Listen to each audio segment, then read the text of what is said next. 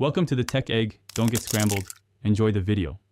In this video, I will explain how to buy and sell NFTs on Binance. First, you'll need a Binance account and a funded crypto wallet. The Binance NFT marketplace is a vibrant hub for digital art and collectibles, offering a user-friendly platform for both new and experienced collectors. Understanding the basics of navigation and account setup is your first step towards engaging with this exciting digital economy. To buy an NFT, navigate the marketplace and use filters to find what you like.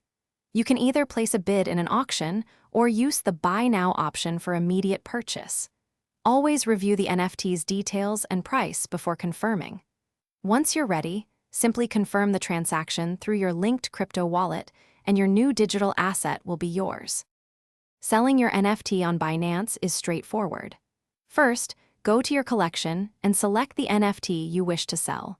You can set a fixed price or create an auction with a starting bid. Make sure your listing includes a compelling description and clear images to attract buyers. Once an offer is accepted, the platform guides you through the final steps to complete the sale. When engaging with NFTs, always do your own research on projects and creators. Understanding market trends and potential risks is crucial.